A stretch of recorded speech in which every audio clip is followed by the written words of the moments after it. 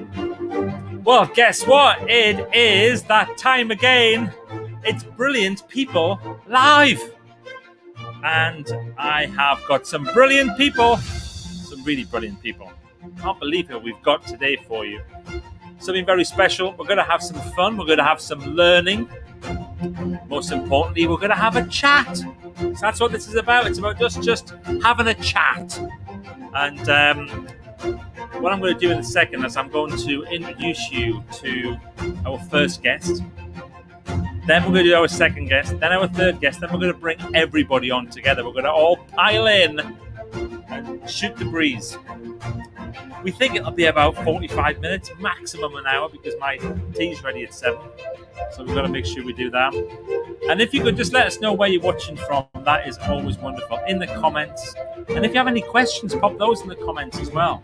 And if you haven't used StreamYard before, or what you can do is you can go to StreamYard.com/Facebook and say, allow StreamYard to use my image. And they'll put your little picture on there as well, which is always fun. So you can do stuff like this. See, Steve Kelly, good evening, everyone. Vicky Coxhead, looking forward to it. Donna Clark, good evening from a beautiful... where? But if you haven't got it, it just says Facebook user like that. So are we ready to start? I think we're ready to start. This is exciting. We're broadcasting in Facebook in our How to Be Brilliant group. We are broadcasting on LinkedIn Live, which is always good fun. And then, of course, we're broadcasting onto YouTube. I'm trying to become a YouTube star. It's a bit of a challenge.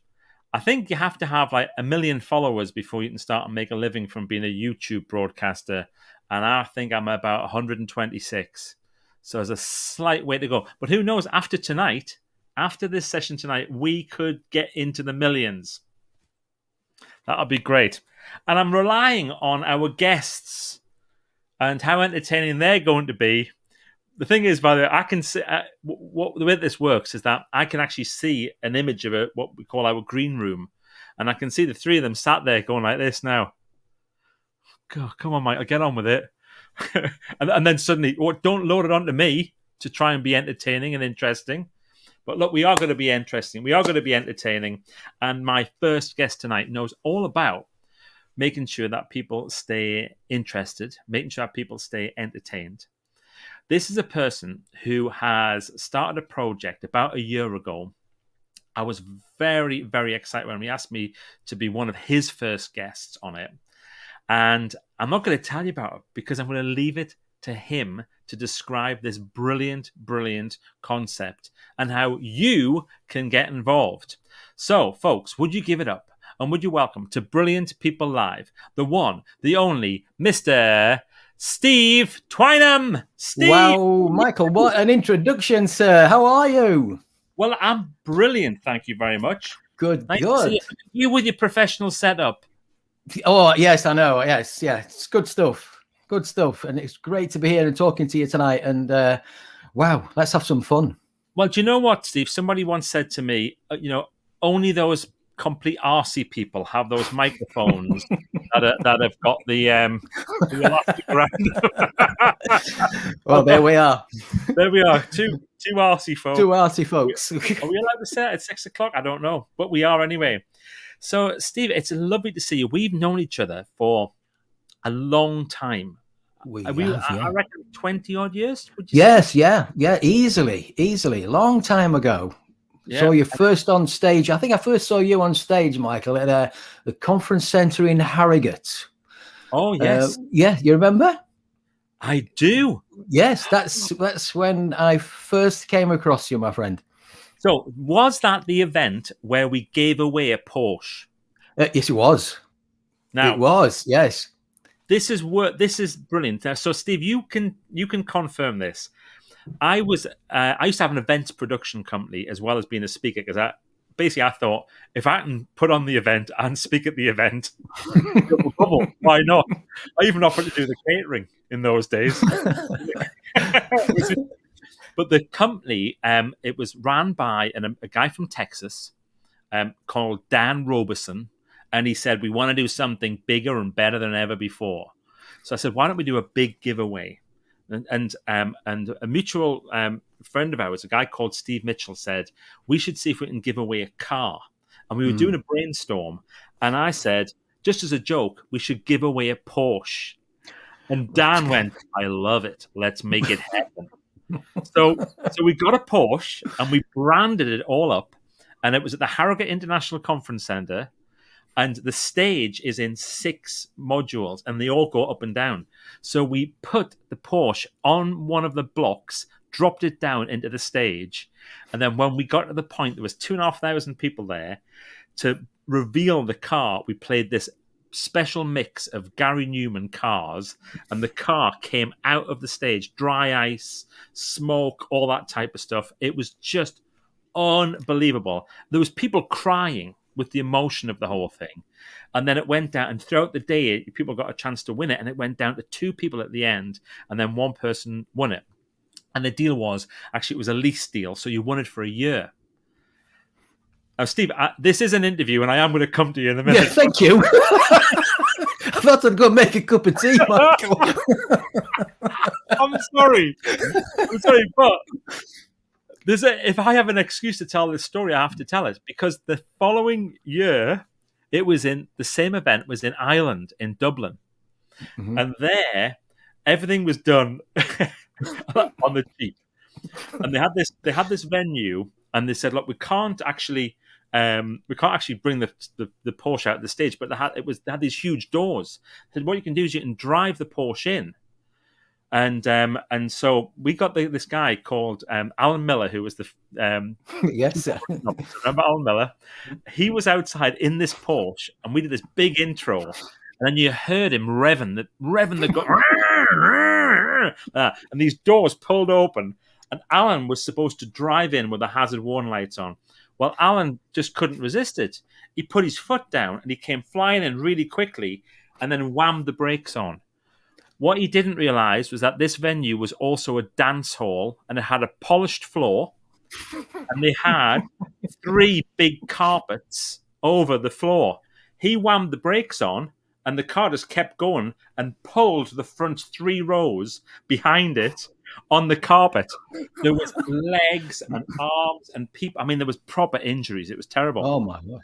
And this guy, Dan Robertson, he had made a video which he sent us from Texas, and we were pretending it was live because we couldn't actually afford a proper satellite link, and there was no Zoom in those. So we pretended it was live. So we timed how long it would take to bring the Porsche in, and then he was going to say his opening line was, well, you guys weren't expecting that, were you?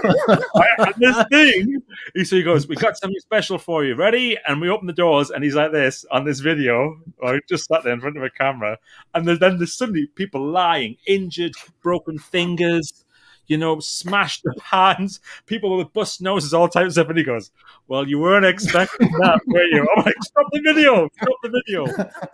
Love it. Anyway, sorry about that. It's okay, Michael, I enjoyed that. There's people enjoying it. I mean, people are, here we are. That's dreadful, but I'm still laughing. Of course we're laughing. People's misfortune. Right. Okay, enough of that. Steve Twynham, tell us, what's your big idea that you've been working on for the last year? Well, my big idea is to bring a radio station to the airwaves that is about inspiring people. It's about health and well-being, meditations, feel-good music, inspirational guests, inspirational book of the week. That's the big idea, and it's there in the marketplace, Michael. Great. And what's it called? It's called Inspire Radio. Inspire Radio. And this is brilliant because Inspire Radio, first of all, the playlist is great. It is happy tunes. As you put the radio on, you just want a happy tune. Boom, it's right there. And so when you came up with this idea, was it like always in the back of your mind, and now because of technology you can do it, or was it just something new?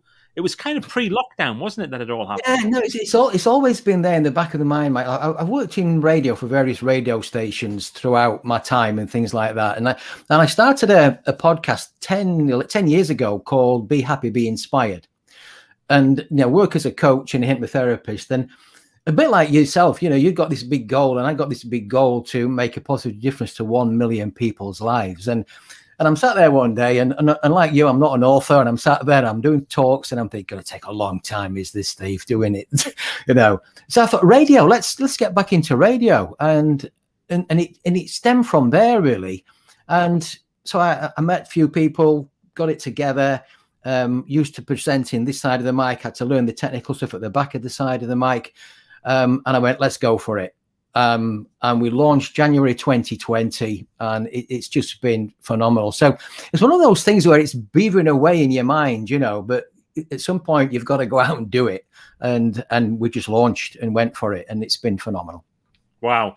And how many hours a day are you broadcasting? 24 hours, 7 days a week. How good is that? 24. We're in Michael. We're in 30 countries. Oh, well, over 30 countries across the world. And again, when you have these, you have one of these light bulb moments, don't you? Because I've worked on radio stations here in the UK, and through the night they tend to play back-to-back music, a lot of them. And that's what I was going to do because it's easy. And then I had this light bulb moment and went, well, you silly man. 10 at midnight here in the UK, it's 10 a.m. in Melbourne. It's probably 8 a.m. in the States. So why aren't you playing some of the interviews throughout the night for those listeners? And that's how it's grown. Brilliant. Now, how many people have you interviewed? You must have had loads again. In this year, we've interviewed over 250 inspirational guests from around the world. It's and my diary, but my personal diary, not alone the team. I mean, we've got a great team of presenters. My personal diary is booked up now till the mid-April of people that want to record for the show. And then we put, depending on what they want to do, then we'll also do a podcast for them as well and put that out for them to use on social media. So there's lots of things going on. We have a Facebook page, which is Inspire Radio Global Community, where we share positivity and things like that. So I wanted it to be more than a radio station. I wanted it a place where people could go and find inspiration and share things as well. And and it's great. We've got a great team of presenters. Fantastic. What's gone wrong? What's gone wrong is me at times. I'll give you. It's funny you should say that, because last night it was a classic. We'd got a guest on last night. We'd pre-recorded an interview, and it was in 2 parts. And I'm in the little studio, and I decided to play about with something behind the scenes. Okay, and I went onto the station playlist, and I caught a button. And I knocked the guest off like 8 minutes into the interview, and this music started playing.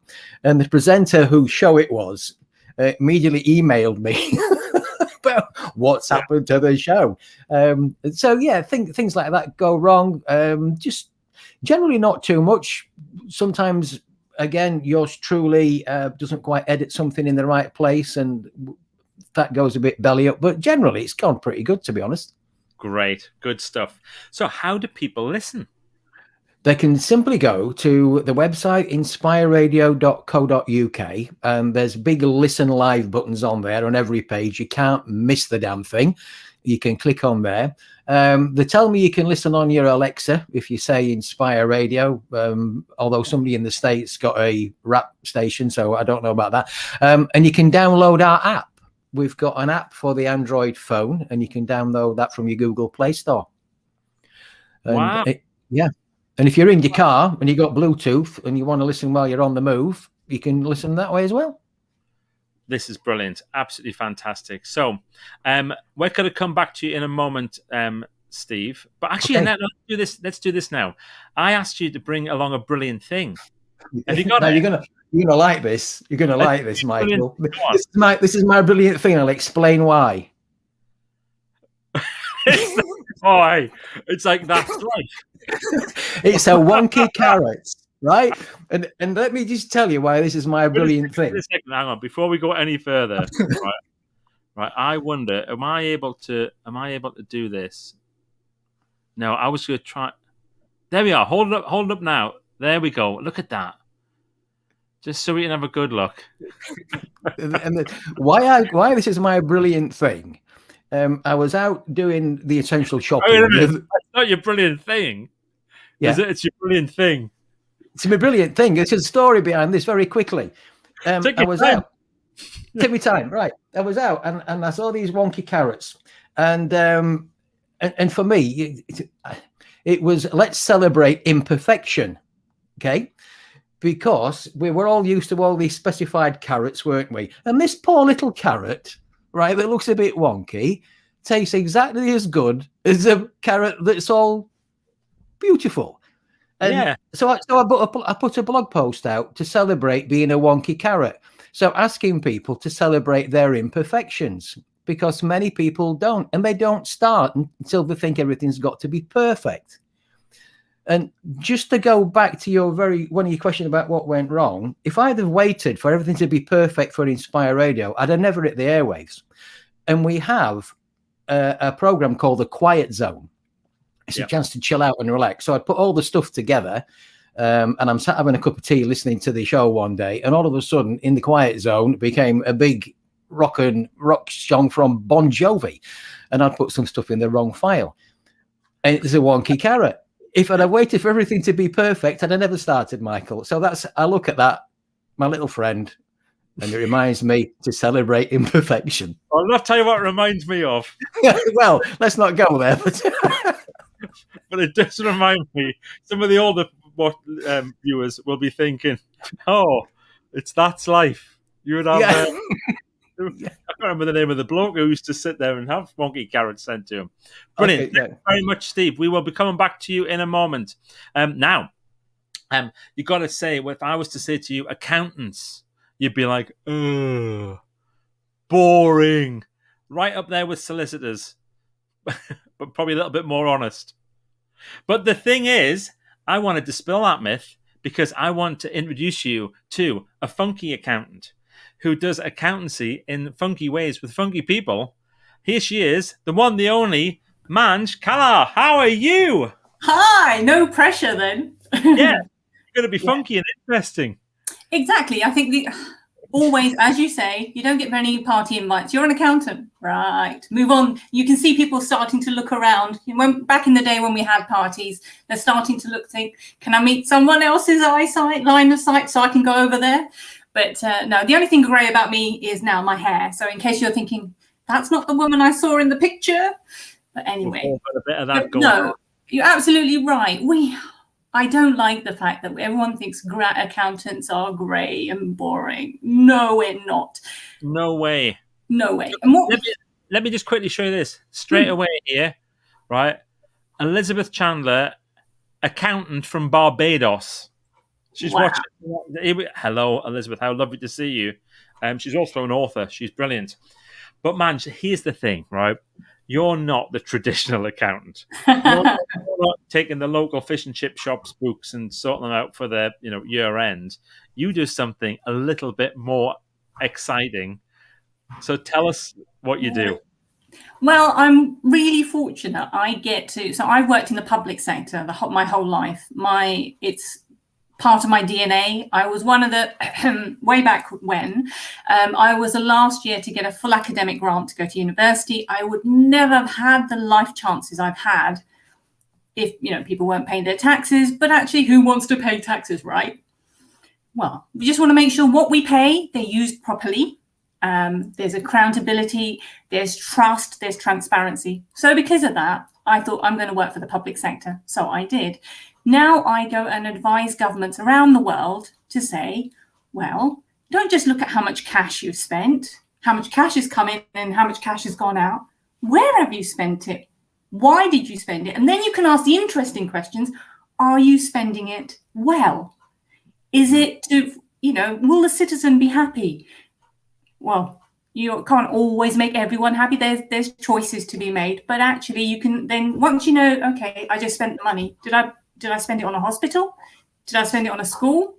I don't know. What mix do we need? Do we need more schools? Do we need more hospitals? And then once you know, you can get into that interesting debate. Anyway, that's what I do. So I've just got back from Botswana. You've been modest with it because the point is you do this for countries. Now, I got a bit of a mix-up. I said that recently you'd just done Azerbaijan, but I was incorrect. Who is it really? I've just finished two. I've finished Albania, writing the country strategy for implementing accrual accounting, and also for Botswana. So I have done. I mean, they're people we've heard of. I know. And who's next? Well, I'm open to opportunities. I think I will be going back to Botswana to help them on. I've written a strategy. Now they want me to do the implementation. So fingers crossed. Also, we're looking at Rwanda as well. So that's where I'm going kind of next, I hope. If there are any chancellors of any nations watching tonight, then please do get in touch with Manj, because he's very happy to do some pretty funky accrual advising accountancy to make sure you don't run out of money. Now, when we first talked about this, so Manj's a member of a group that we have called Team 17. And if you don't know about Team 17, you need to find out about Team 17. It's brilliant. It's so good. And we did a session the other night, and afterwards, her and I were just having a chat on Zoom.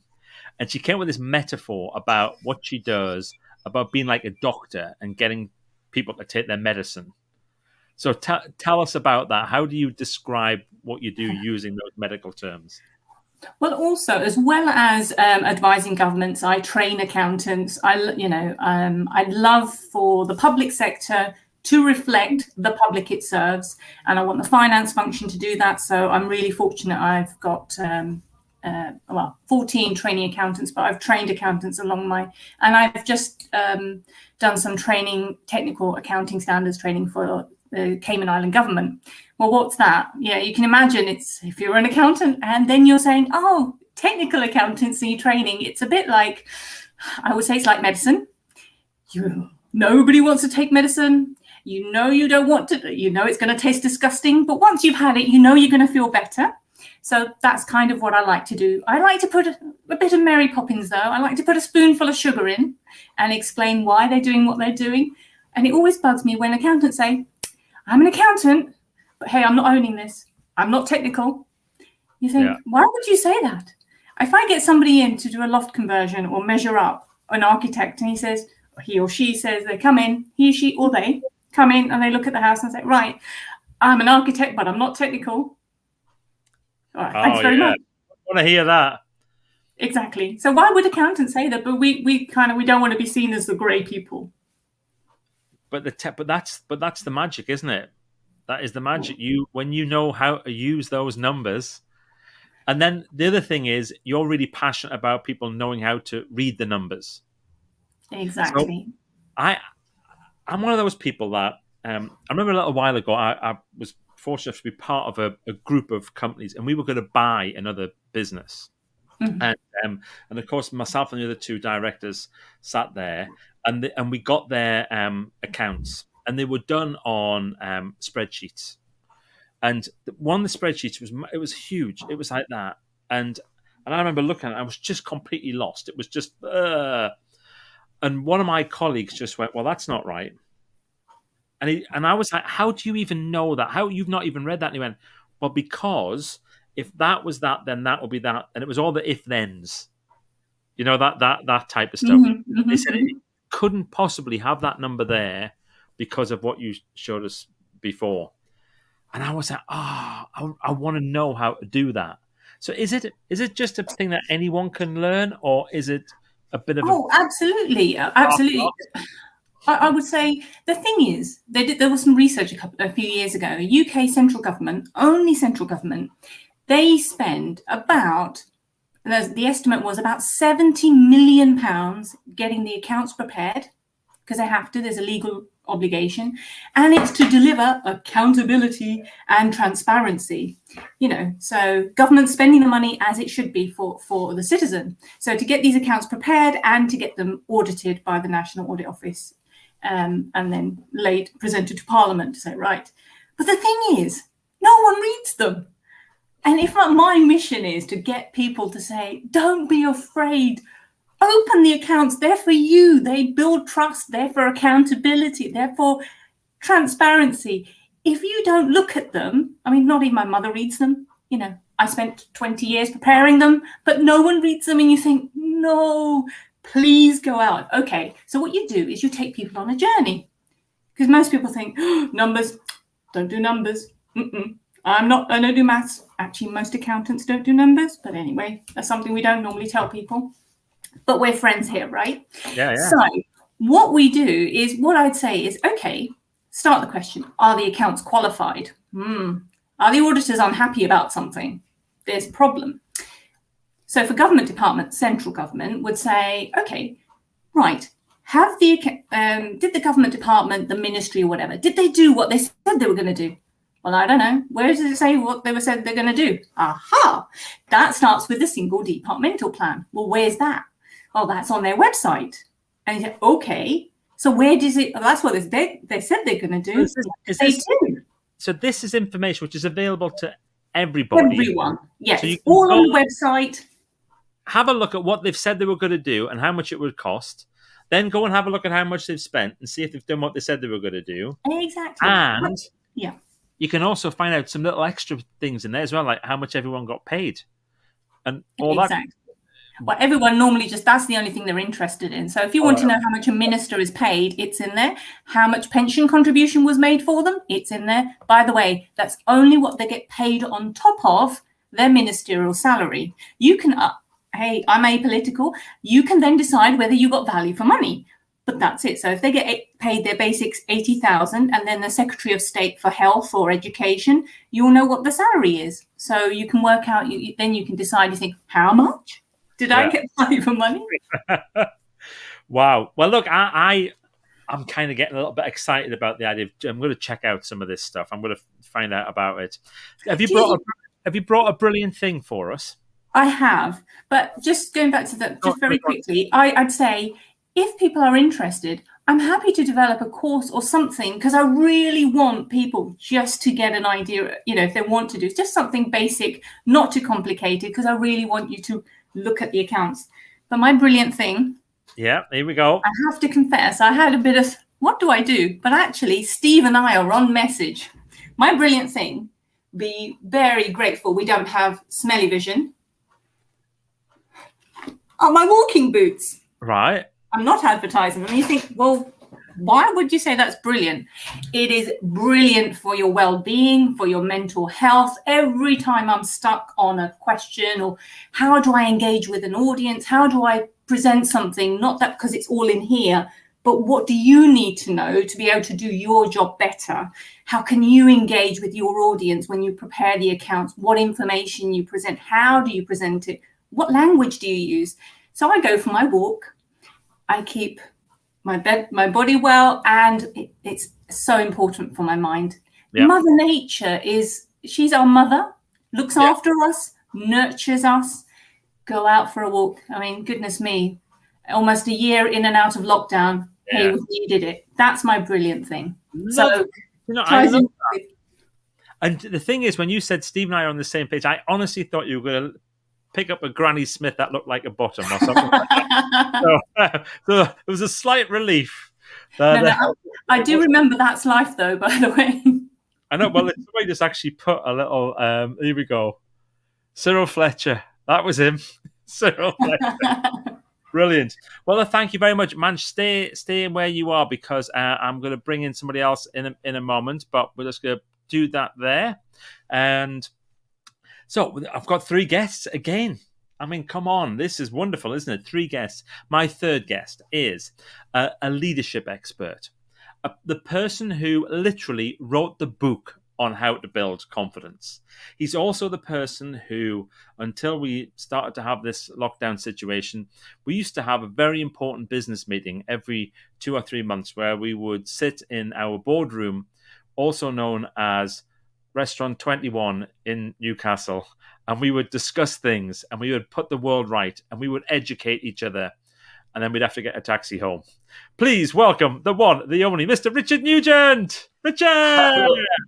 Oh, I'm doing the Zoom wave already. Hello. Zoom wave. Yay. I miss you. Oh, God. I'm honestly on Monday after Boris's announcement. In fact, it was in the afternoon because I watched him in the Commons. And I was like, what am I going to be able to do in June? And I did have this thought of maybe we should book the table now because it's going to be busy, right? Let's do that. Let's do that because I miss it. I miss it. So this is there's a restaurant in Newcastle called 21, and it's when you have one of those people, it's just consistently good. But they now also know that Richard and I, after we've had our important business discussion, that we're going to order something to finish off the day, and it's that one drink you shouldn't have, and we have espresso martinis to finish, and it's like the stupidest thing, because you should probably just say thanks very much, I'll have a glass of water and go home, and then it normally leads to something else because of the espresso martini, because there's alcohol and you get second wind. I did think about trying to find one to bring as well, but I didn't have the ingredients. But no, I'm assuming this is brilliant. This is a real pleasure.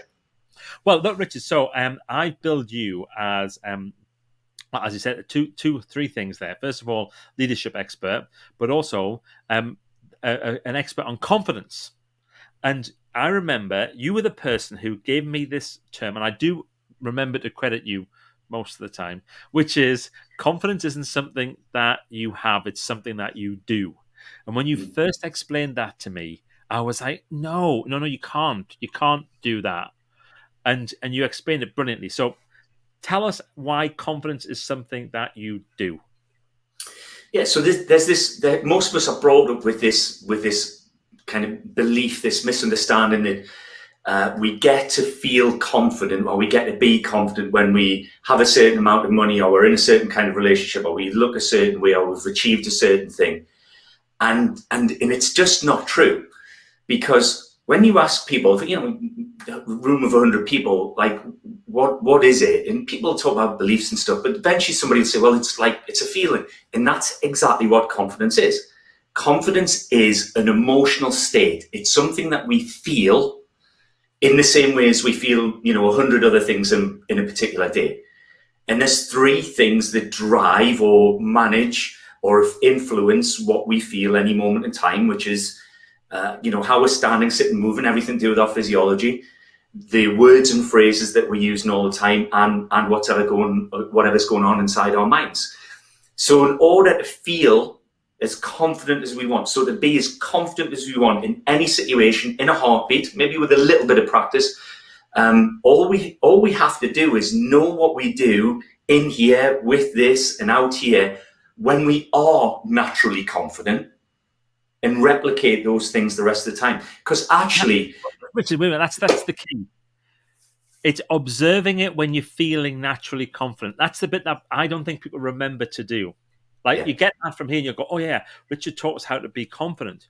But you've got to know what your little sequence is, don't you? Your DNA of confidence will be different from my DNA of confidence. Yeah. So remembering it when you're naturally doing it, that's the brilliant bit. Sorry. But confidence is one of our natural states that we're born in. Kids are naturally confident. Yeah. And for all of us, for everyone watching this, without realizing, you spend most of your time feeling confident. So when we're able to get in the car and drive long distances again, we won't have to go through some kind of, procedure and mental workout to get us ready and confident to drive. And when we get home to put our keys in the lock, we don't go through a process to do it. We're just confident to do that. We're confident in our jobs most of the time. We're confident when we communicate most of the time. We just notice more when we're not. So if we remember that, at the times when we're just feeling, like some people call it home, that feeling of home that you get when you sit in your favorite chair. When we notice, when we're feeling that feeling wherever we are, if we notice the kind of things that we're thinking inside our heads, the kind of words and phrases we're using, what we're doing with our body, and then replicate those things in the moments where we notice our confidence isn't there, when we're not accessing it, and we do it with a bit of practice, it means we can be as confident as we want in any situation in a heartbeat. And I would teach it in schools. I would share it with everybody if I could, because I think it's an amazing thing. Well, why don't we teach stuff like this in schools? I mean, it's bonkers.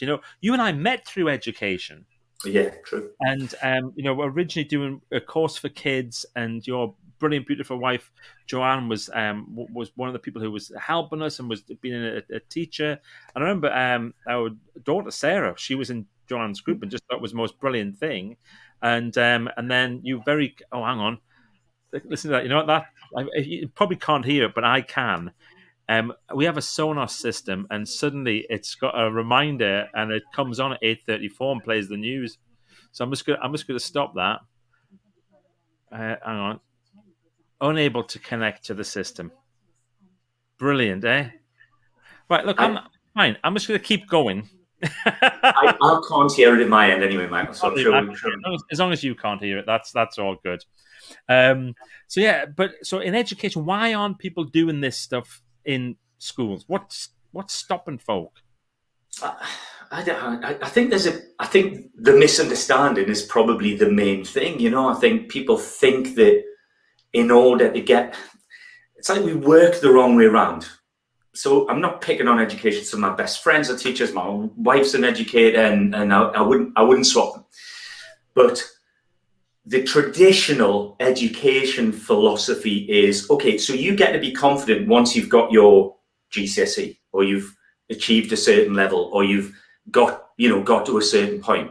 So you get to have, that's why you need to go through education, to get your confidence. And I would say, actually, I sometimes in companies when we're working with clients, I sometimes talk about confidence being organizational WD-40. And I think it's WD-40 for life. And most people, those of you in the UK will know what WD-40 is.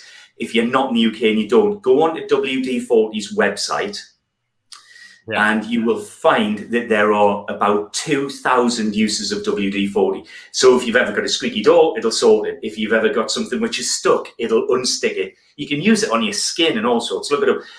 I think if you're confident, it allows you to do a whole range of other things, including being better in education. But I think it's not, because it's not seen like that, it's not used like that in education and in lots of other places. Confidence, the WD-40, exactly, can be used for so many things. Do you know, Richard, imagine if you and I ran a school, right? So we're going to set up a school, me and you. What role do you want?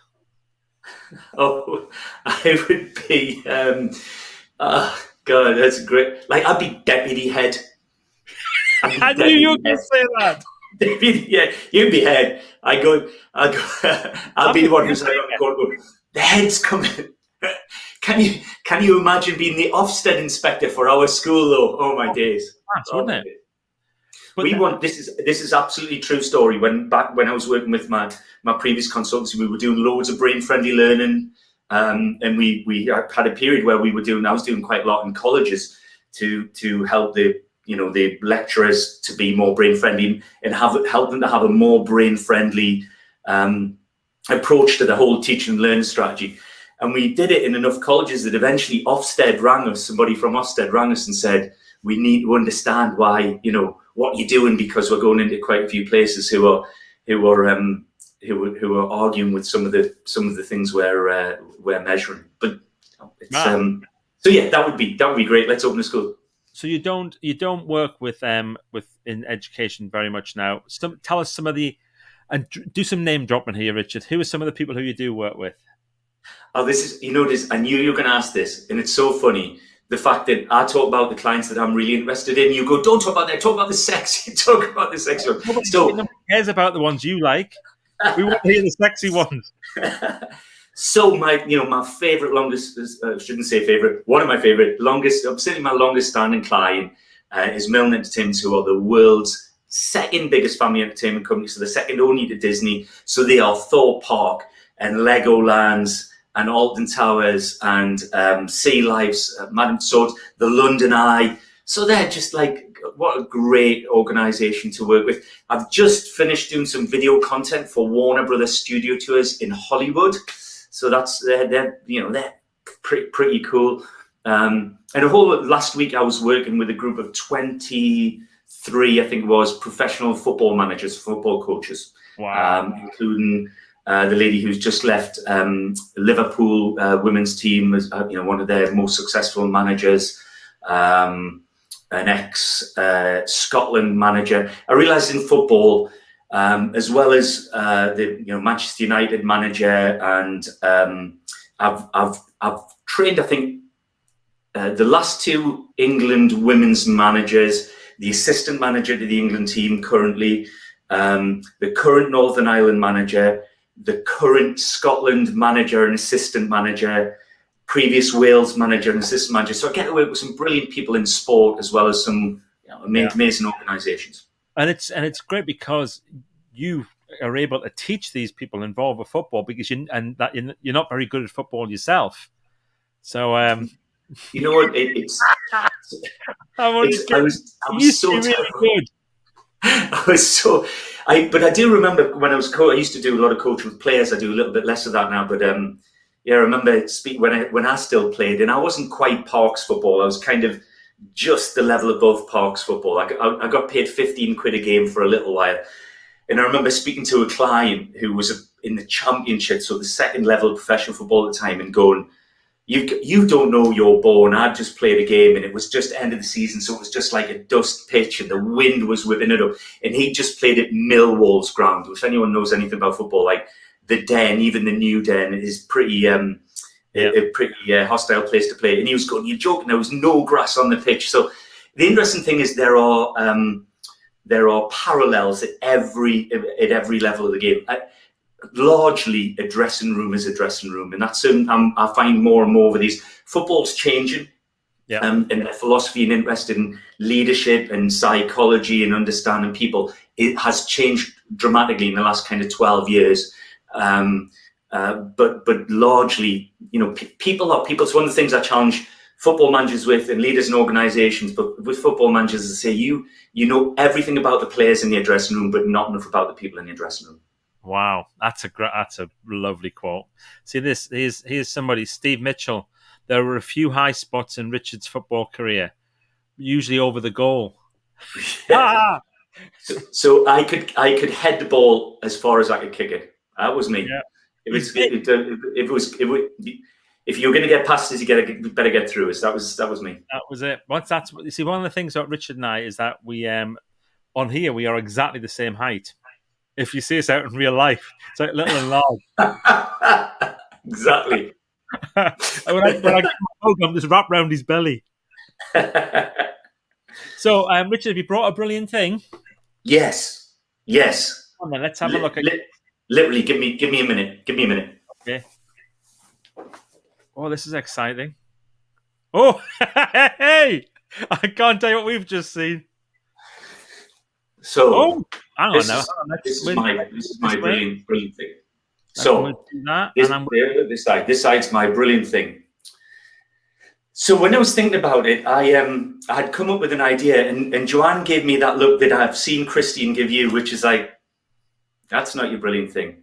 This is my brilliant thing. So, I know some people know Michael, but my youngest son was born 7 weeks premature. And he had quite a rare condition called tracheoesophageal fistula and esophageal atresia, which basically meant his food tube wasn't connected to his stomach properly.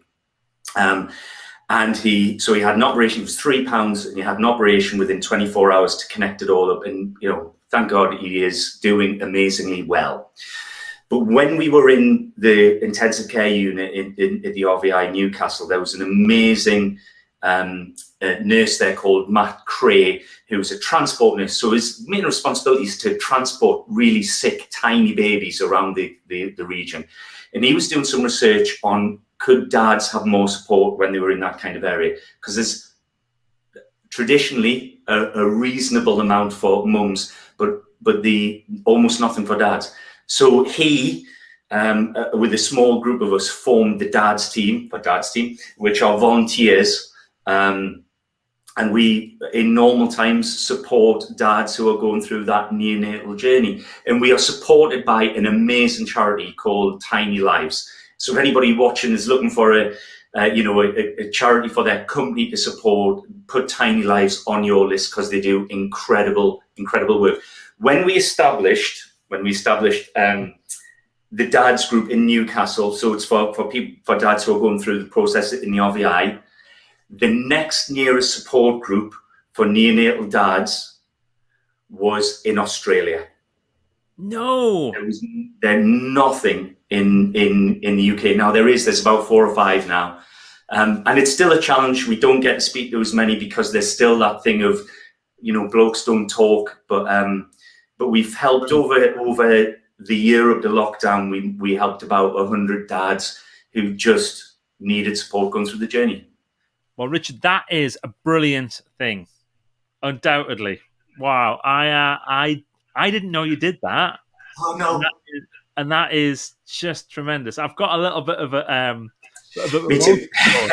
It is phenomenal, and you're right. Blokes don't talk, and they don't talk enough, and they don't share. And I think it's because often the environment isn't there. And obviously, what you're doing is you're creating the environment where it's okay to talk and talk about your worries and stuff like that. Wow, amazing! That's brilliant. Well, look, let's bring everybody back in, because I was sent a question today. Wow. Which is pretty good. So if we do that, and there's everybody in now. Hello, everyone again. Hello. It's at the Brady Bunch. So, so the question that somebody sent me today, and I'm going to just make sure I get this word for word right, is, oh God, you know what? I should have probably set this up beforehand, shouldn't I? Right, here we go. Oh man, Our collective breaths are bated, Michael. Just keep talking amongst yourselves. Here we go. It's fine. Right, here we go. So this is from Stuart McCulloch. All three of you are inspirational people, and from the outside, you look happy, content, and successful. But do you have a weakness or two that you're still dealing with, and would you be prepared to admit to it now? Gosh. What a great question. And I think before I answer that, I think it's, people often think that when we do the work that we do, that we're always happy and positive and everything in the garden's rosy, and we're not. We're normal people. And I'll give you an example. Recently, Michael, I was looking out our back window, and I had this total feeling of discontentment because I couldn't go anywhere. I just felt like a prisoner of my own thoughts, and I did feel quite low until I actually sat back and reflected and thought about other things around positive in life. But at that moment in time, I was really, really low, and I don't mind admitting that. You know, I felt, as I say, prisoner of my own thoughts. Wow, brilliant. Manj, what about you? I'm not sure who said it, but I think the more I learn, the less I know. So we say, oh, we're experts. So I'm always learning, I'm always growing, and I'm always keen to share in a nice, easy way, hopefully. So you dispel that myth. But really, I think if you're really clever, and it's something Will did in the last episode that you did of Brilliant People, he was able to say and connect with people in a way that means something to them in their language. If I say, if I start to, well, it took me 3-4 years to learn the language of accountancy. If I start talking in accountancy, you're going to go back to the original thought of what you think accountants are like. Great. We'll be asking Steve to get his carrot out. Exactly. But what I would say is, it's not about that. If you're really intelligent, it's how do you explain it? How do you connect that? How do you turn that information into insight to really help people to understand what they're doing, to make the right decisions? So when do you have your wobbles? When do you have your bit of doubt? About 10 minutes before coming on this, thinking, oh my goodness.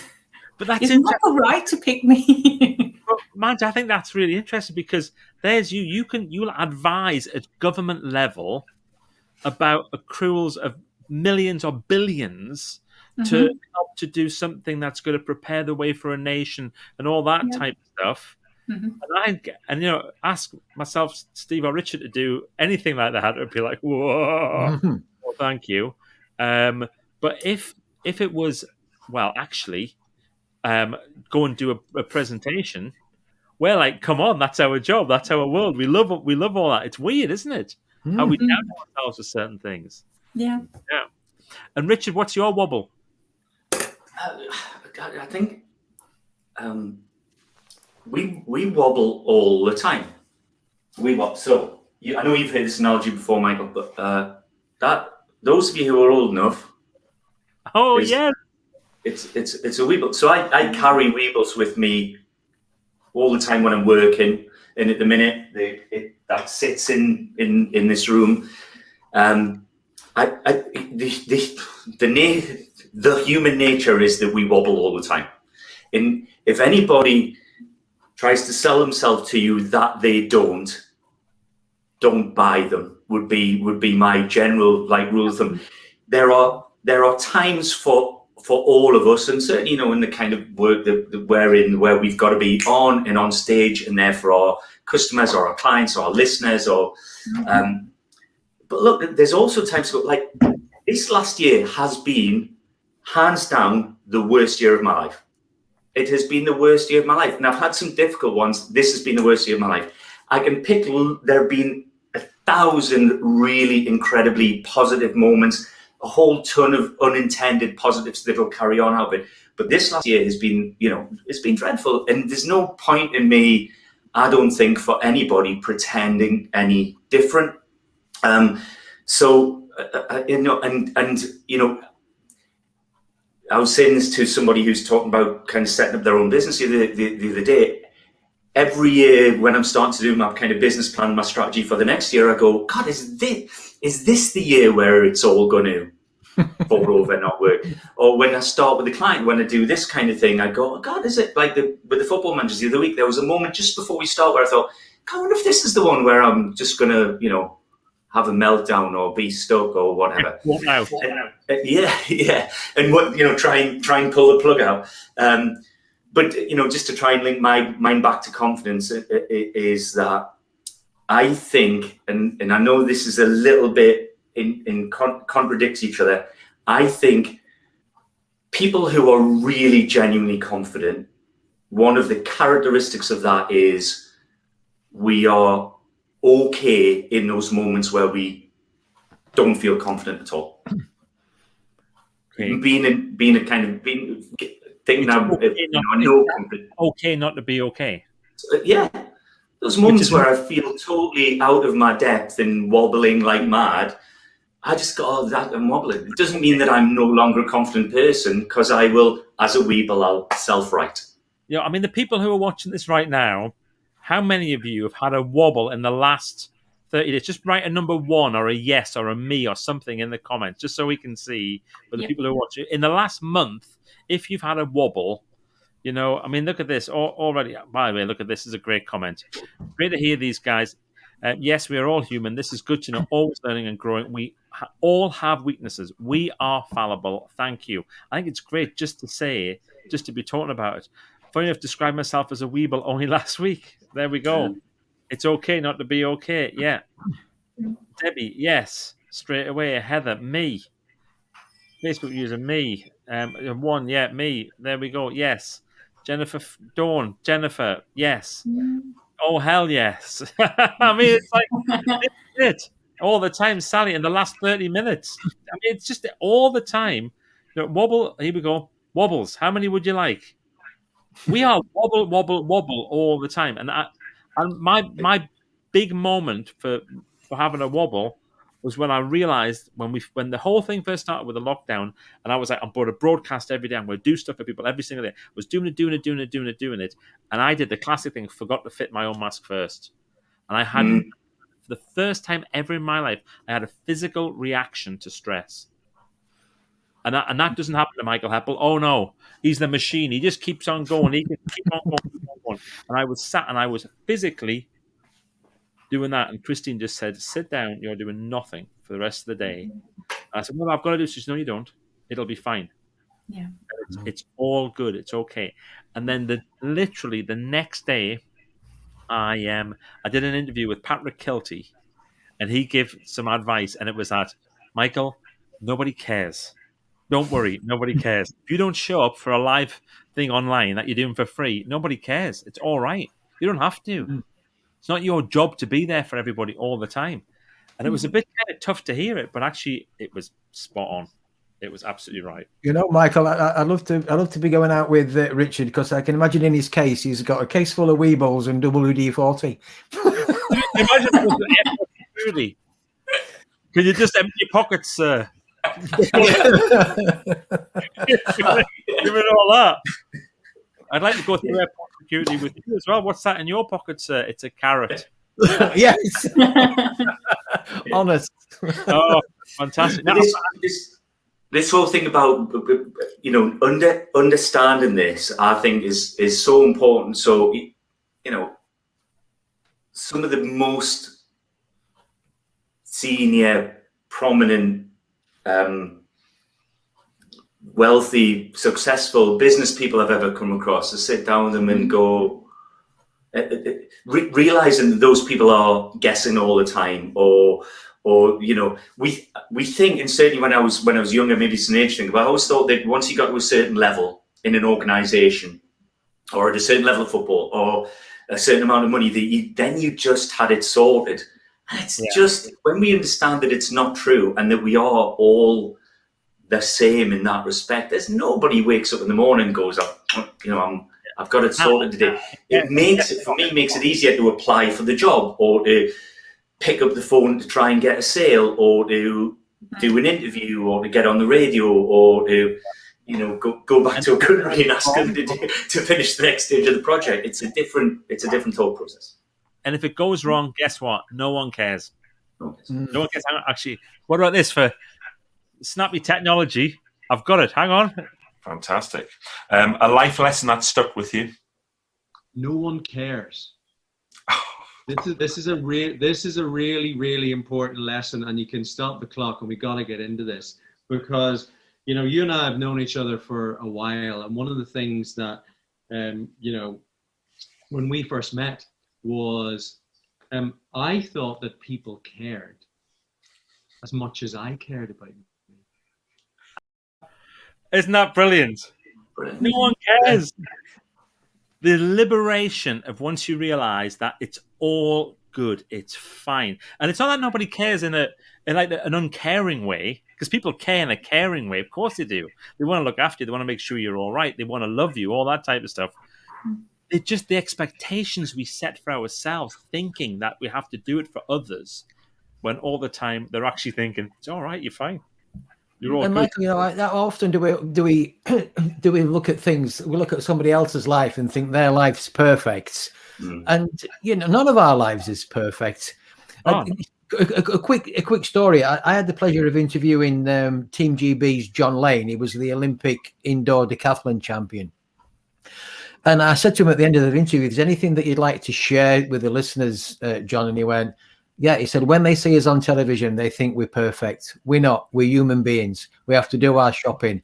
He said, "I've never competed without a niggle or some kind of injury." He said, "But to the outside world, we look perfect." I just want to leave you with that. Yeah, that's great. And look, I've got one more question that came in, which I said I would definitely ask, and this is a brilliant question. If you had to give a mini speech, but it also had to fit into a tweet, what would it say? So you've got to give a mini speech, but you've got to get it into 200 and something characters.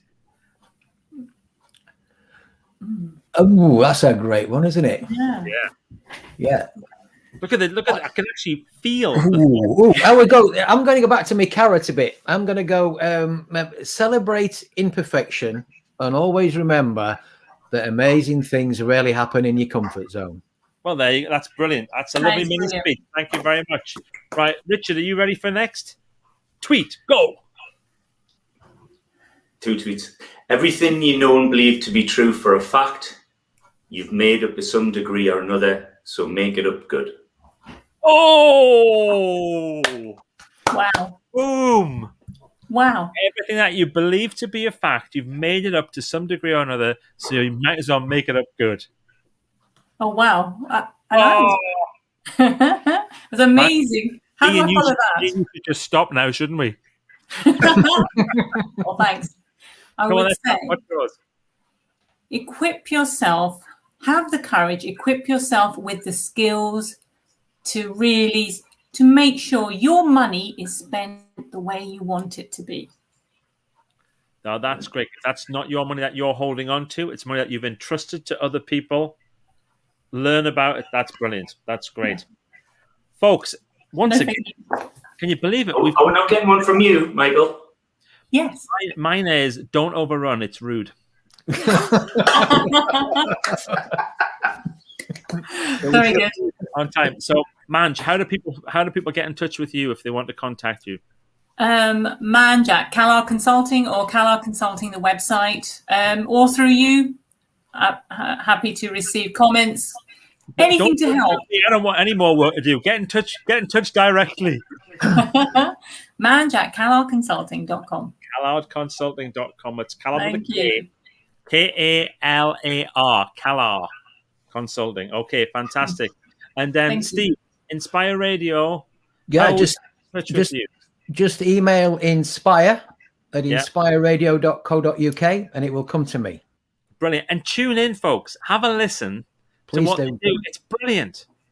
It's like one of those ones where it's like a 24-hour TED talk going on, but with music and fun, you know, and a bit of an inspirational stuff. It's great. And Richard, Get in touch with me, Richard at 21leadership.com. That's 21 in words, not numbers. Yep. Or for those people who are watching on the How to Be Brilliant group, your How to Be Brilliant group, I am on there, so they could get in touch Brilliant. with me. good stuff. So you got to make sure this is 21 Leadership, not 21 the restaurant where we go for our meeting. That's a coincidence. Coincidence. It is a spooky coincidence. Great. Thanks very much, everybody. I have loved that tonight. And folks, if you wouldn't mind just write in the comments any final messages. Everybody gives up their time to do this stuff. It's brilliant. I'll just have a quick little look at some of the things that people have been saying. Look at this. Here we go. Radio sounds interesting. It's phenomenal. Wow, Inspire Radio. You'll love it. Oh, Jen, this was created for you. Absolutely. It's brilliant. Who else have we got? We've got hundreds of comments. I can't go through them all. The human race is a collaboration, not a competition. I love that. Michael Hepper Pro, the machine needs fresh air too. Oh, Michael Hepper Pro, the machine needs fresh air too. I see. That's good. That's really good. I love that quote from Patrick, from Debbie. There's a yes coming in. Thanks, Team Heppel tonight. Just what I needed to hear. Thank you. Thank you for tuning in, Richard. Great to see you. There's no such thing as perfection. That would be so unreal and frightening. I could not agree more. Superb. What have we got? People saying here? Great lineup yet again. Thanks, guys. Fantastic. Thanks.